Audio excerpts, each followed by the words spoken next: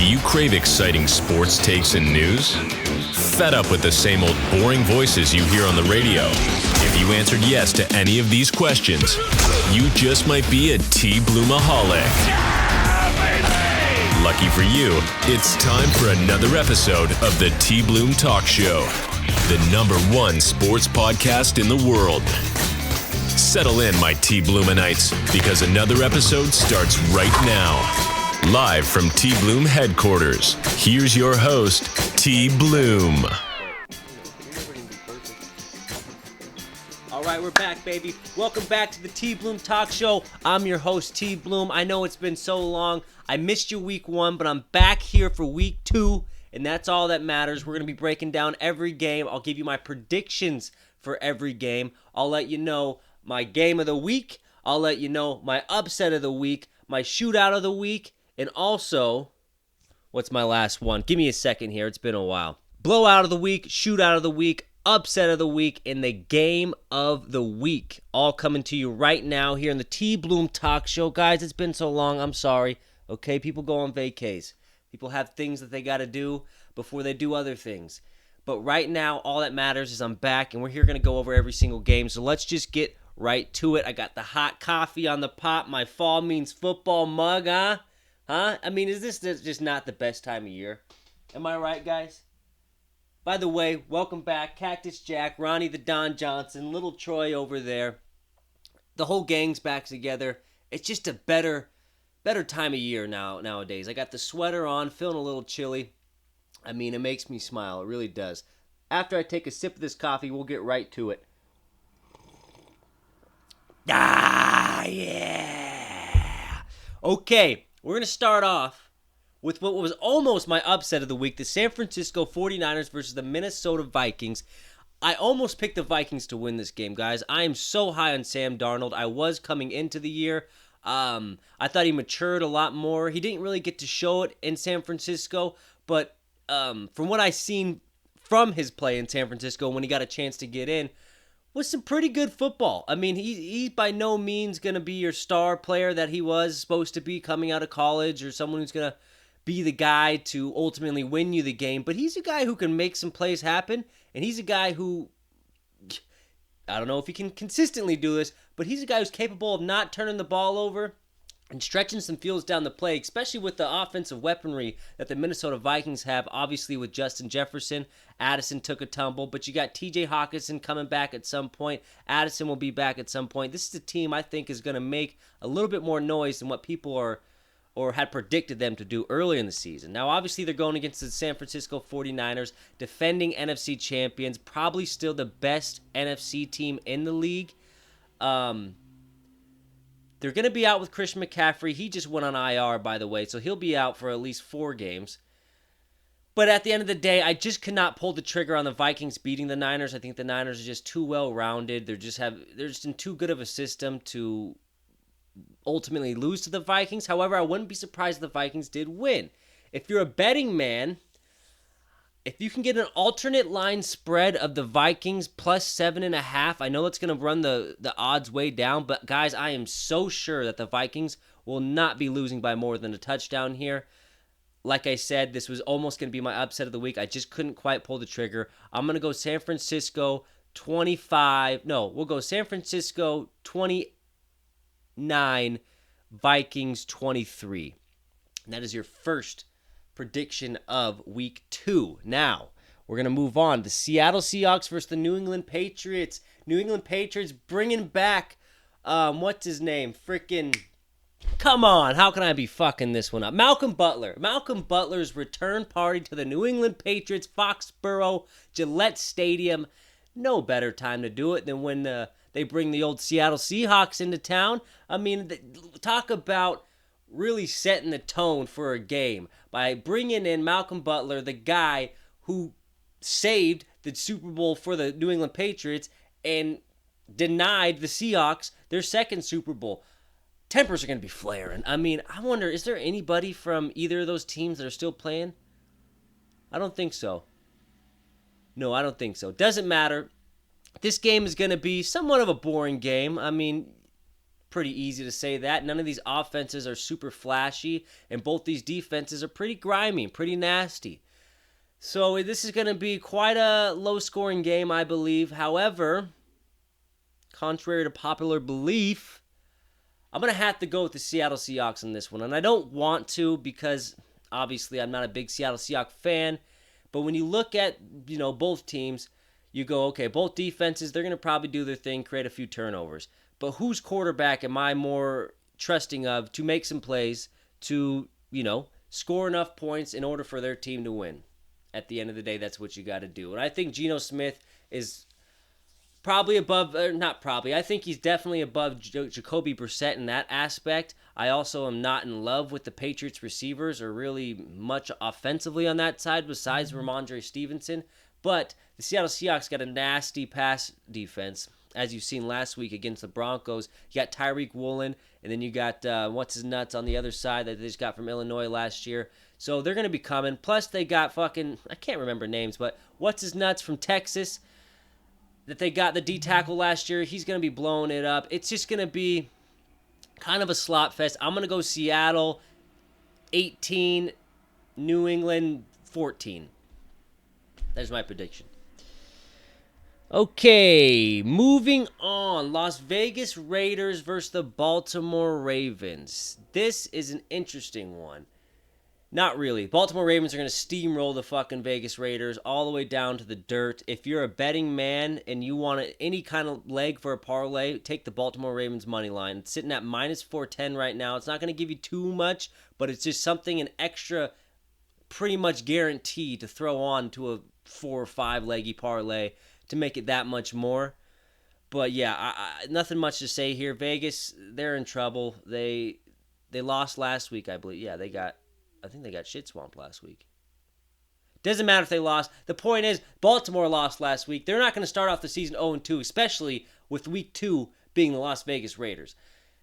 I fully expect the John Harbaugh-led Baltimore Ravens to come in here and really not even make it a game, not even make it close. Give me the Ravens. They're sitting at minus 8 right now. If you can get an alternate line spread of minus 6.5, I would guarantee take that because I think Baltimore wins by probably more than a few touchdowns. So there's your pick for that game. We got the Baltimore Ravens taking the W.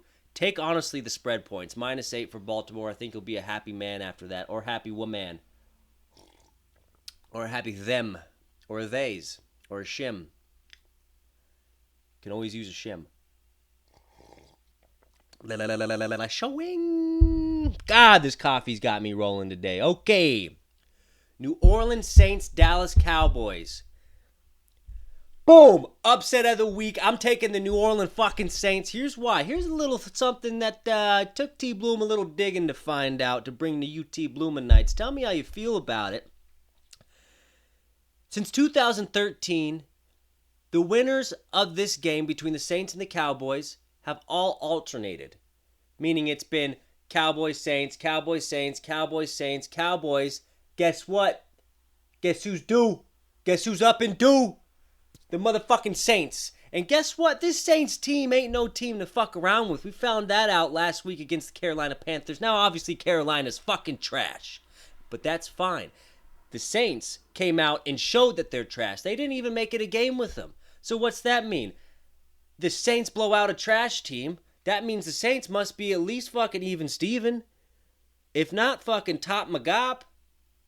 So you tell me, I'm going to pick the Saints to beat the Cowboys. And it's not like the Cowboys are known to just never fucking shit the bed. Okay, this is the Dallas Cowboys we're talking about, huh? Yeah, they steamrolled the Cleveland shit stains last week. Who cares? It's the Cleveland fucking Browns. Fuck them. Okay?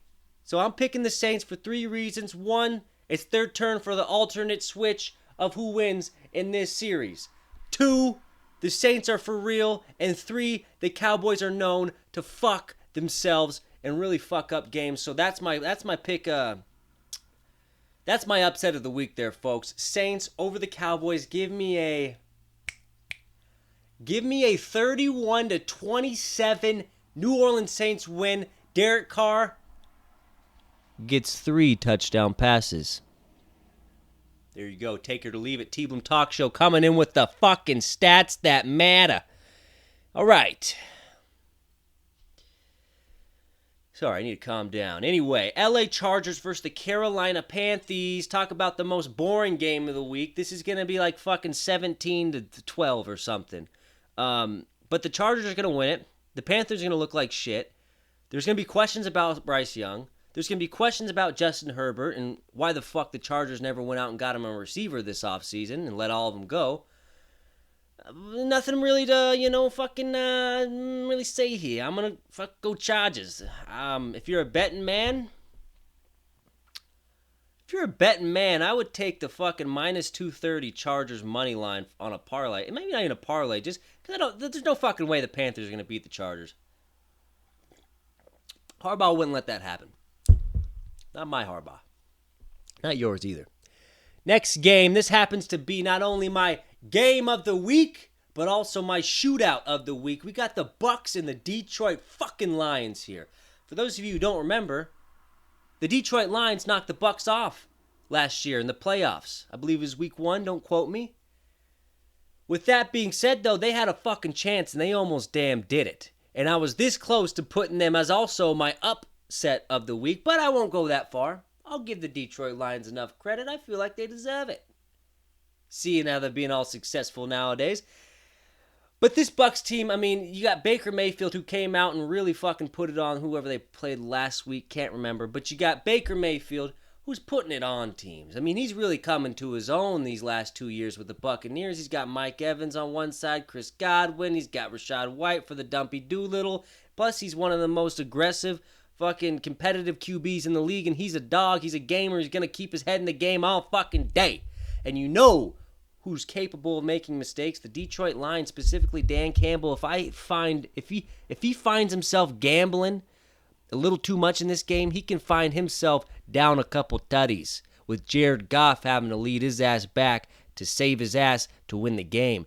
Could happen. Will it happen? I doubt it. I'm still rolling with the Detroit Lions, but I'm thinking a fucking 38-42 game right there. Detroit Lions. This is going to be high scoring. This is going to be a fun watch. This is going to be everything you love about offensive football. Not going to be much defense going on here, folks, but that's okay. You know, you save the Pittsburgh Steelers Broncos for that kind of fucking matchup. You know what I mean? We'll get to that.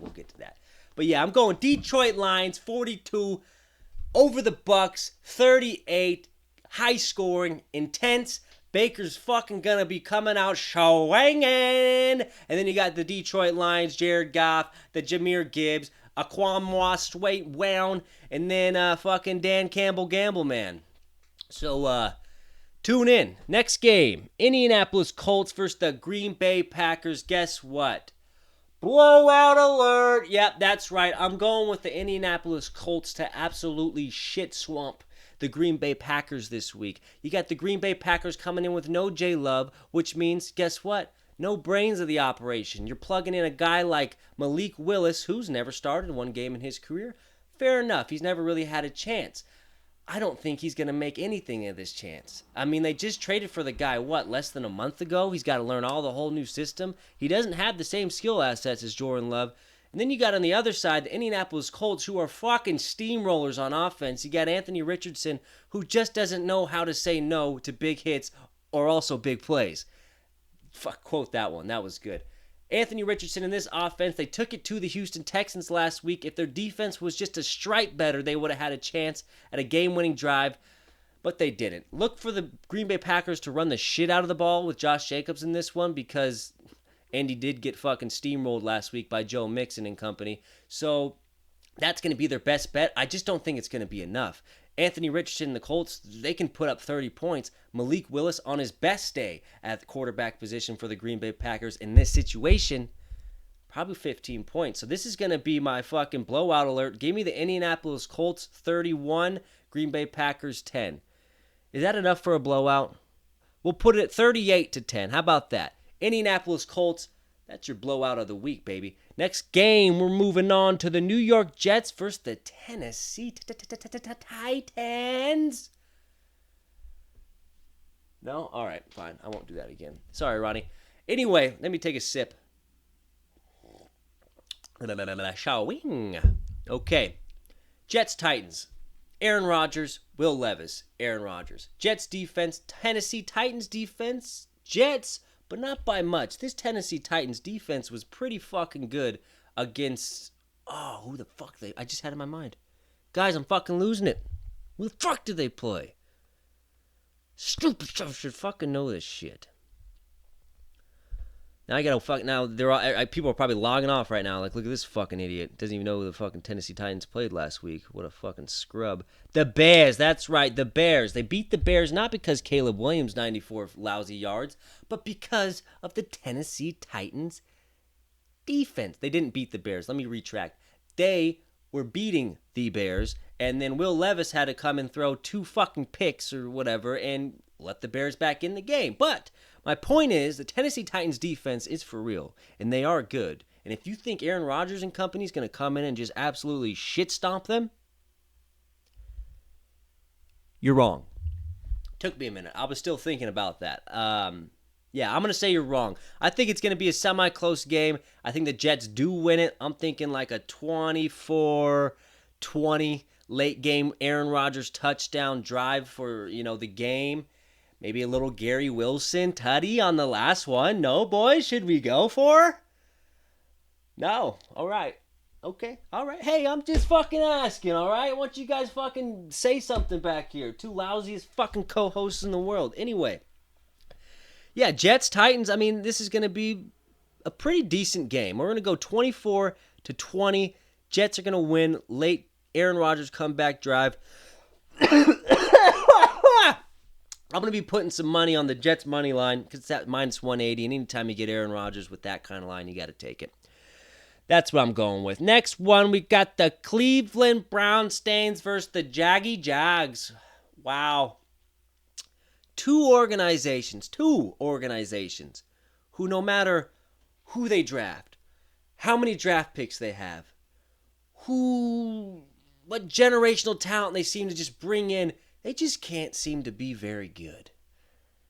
And I'm not talking about, barely scraping by and making the playoffs. I'm talking about these fucking 2 teams with the amount of fucking first-round draft picks they've had and the high draft picks they've had for fucking multiple decades.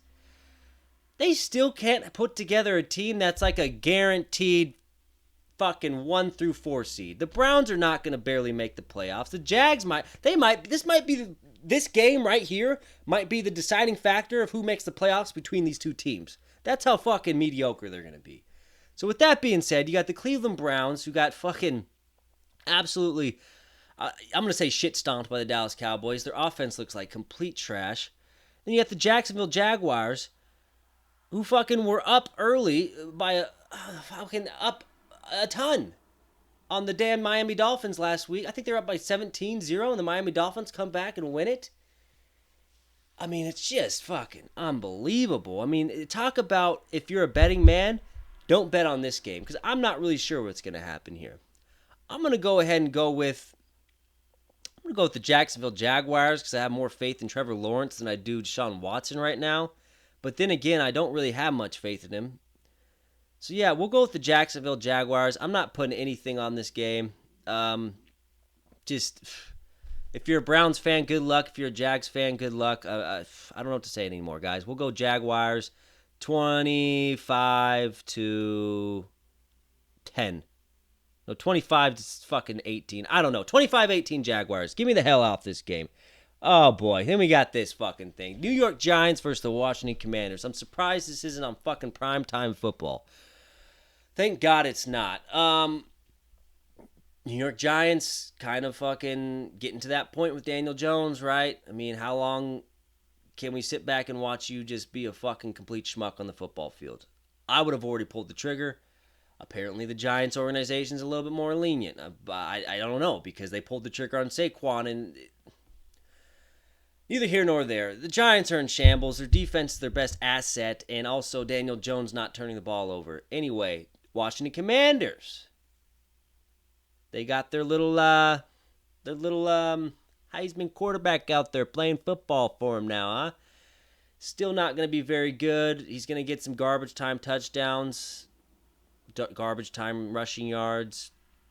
Maybe not. I mean, none of it's really going to be garbage time. I think this is going to be we'll go, this might be a fucking high scoring one. Let's go 25-30. Give me the Commanders. We'll take the Commanders. Give me this thing. I'm not betting on this game, by the way. Can you tell? Okay. Moving on. LA Rams, Arizona Cardinals. If you're a betting man, you'd be fucking wise to put your money on the LA Rams -1 at minus 105. Why this is such a close spread, I don't know. The LA Rams, to me, are leaps and bounds better of a team than the Arizona washed-up Cardinals. I can't even say washed up. They were never even washed. Or they were never dirty. They were never a dirty bird, They've always been clean. So, Arizona Cardinals, Rams, to me, it's a no-brainer. We're going the LA Rams. Hold on. It's a no-brainer. You're going with the LA Rams. I mean, Matthew Stafford and Cooper Kupp, I have more faith in him than than Kyler Murray and fucking Randy Moss. I just don't have much faith in Kyler Murray, especially when they're throwing the ball so many times. They need to run the ball a little bit more with James Conner, at least get that going to make their offense somewhat unpredictable. But when you have Kyler Murray, who can barely see over the line, drop back and make a pass 40 times a game, it's just not going to make sense. LA Rams, they just have a more consistent style of offense. It's also a team that I think is going to be probably knock off a Super Bowl contender in the playoffs this year if they can get in. I think they will. So, yeah, LA Rams for the simple reason I'm much more high on their team than I am the Arizona Cardinals. And yes, I will be taking the -1 point spread for the LA Rams against the Arizona Cardinals. Moving on, the Cincinnati Bengals versus the Kansas City Chiefs. I know you're thinking, Tbloom, how is this not the game of the week? How is Joe Burrow versus Patrick Mahomes? You got Patrick Mahomes' kryptonite, Joe B. How is this not the fucking game of the week? I'll tell you why, guys. The Bengals are not in that mid-season form yet. You got to think, this Bengals team has had a slow start the last 3 years that Joe Burrow has been on this team. It hasn't been a smooth sailing at all. They've had to have these 5, 6, 7 game win streaks mid-season in order to get back to that, elite status. So they're not quite there yet. I think the Kansas City Chiefs right now are a much, much better team than the Cincinnati Bengals, considering also Jamar Chase, he hadn't practiced all season. They never played any preseason game together. He didn't do any fucking offseason shit. And I know Jamar Chase and Joe Burrow, they've been playing with each other for like fucking 5 years total with, you get it. From LSU to Cincinnati, these guys know each other. But still, they're not in midseason form yet, just like I said at the beginning. And then you got T. Higgins, who's doubtful. There's not many weapons for old Joey B to go out. And plus, if you guys have seen some videos on him, he's having a little trouble picking up water bottles with his wrist. Go ahead and look it up. I mean, I'm not saying it. I'm just bringing it to you. Do what you want with it. Point being, yeah, Bengals are not in midseason form. This isn't going to be that AFC Championship style game where both teams are going back and forth. I think the Chiefs will handle this one pretty surely. I think they'll win by at least a touchdown. Give me the Chiefs 20. Give me the Chiefs 31, Bengals 17. Simple as that. Next one, we got the most exciting game of the week. The Pittsburgh Steelers and the Denver Broncos. Psych! Man, oh man, if I wasn't a Steeler fan, I don't think I would watch a game of theirs for the last 2.5 years. I would never watch any of them because the type of games that we play is the most boring way to watch football, and it's also the most frustrating way to watch your favorite team play because we always barely win, we never blow anybody out, and it's always by the thin of our teeth. So, this week we got the Denver Broncos. I'm going to go with the Steelers, and I will be betting on the Steelers, at least to win by a field goal. Simply for the fact that we got a rookie quarterback in Bo Nix going up against this feisty defense in the Pittsburgh Steelers. And by the way, can we stop calling them the Steel Curtain? The Steel Curtain's the 70s, okay? Let's give them their respect. Let's move on from that era. We are no longer the Steel Curtain. Sorry. Just had to say it. Anyway. Yeah, I mean, you got this great defense. I'm going to say top 5 defense in the league. I'm not biased at all. It's just how I think. Going up against Bo Nix, a rookie who struggled last week against a defense who, they're pretty good, but I think we got a better defense than the Seattle Seahawks. And, yeah, I just don't see a rookie quarterback coming out and lighten up this defense specifically. Of course, C.J. Stroud did light up the fuck out of our defense last year, but our defense is a lot different than last year, specifically on the corners, and we got a lot more deeper linebacker and lineman.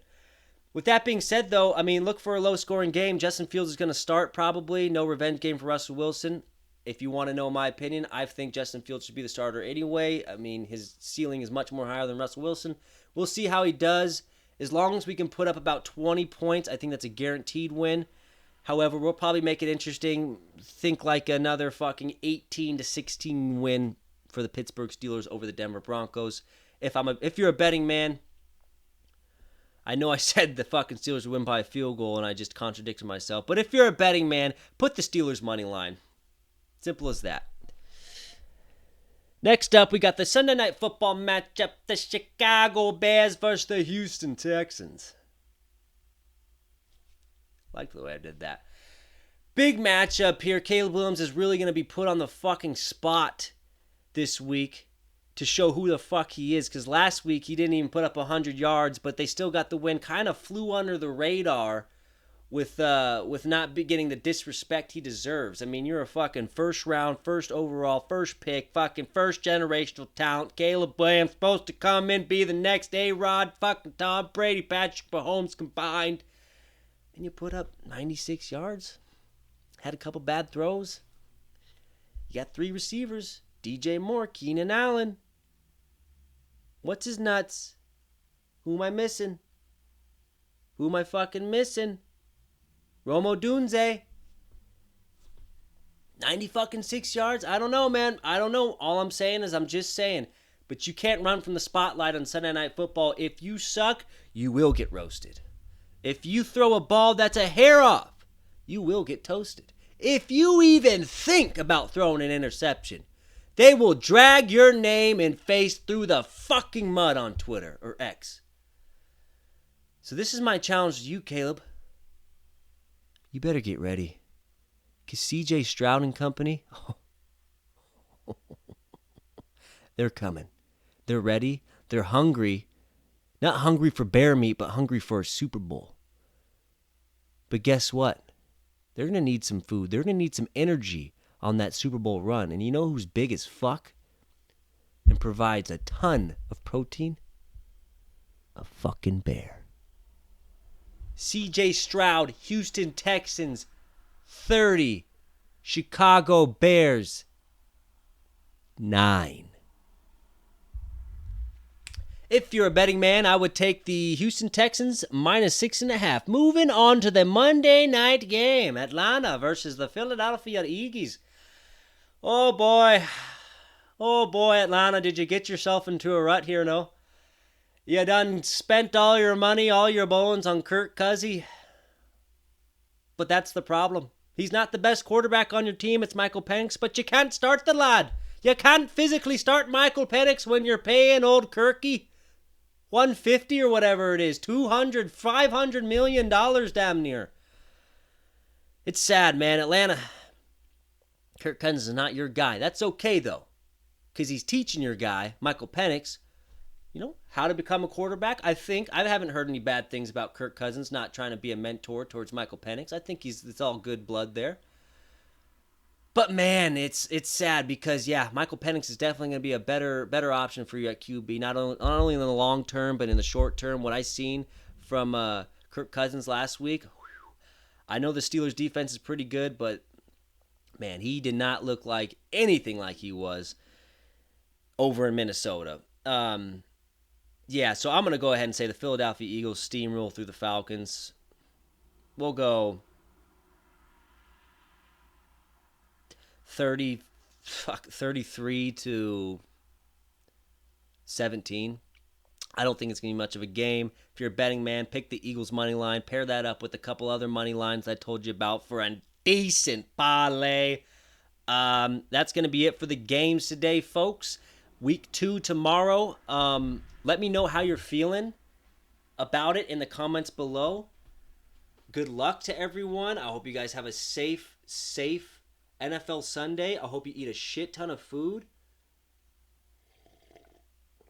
I hope you get up early. You go for that run. You get your mindset dialed. Your fantasy team's locked in. No?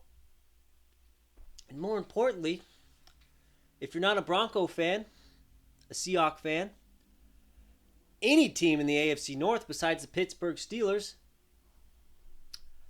I will say this. Good luck, and I hope you win. With that being said, that's going to close out this week's episode of the Tbloom Talk Show. I'm your host, joined by Cactus Jack, Ron the Don Johnson, Little Troy. See you next week here on the Tbloom Talk Show.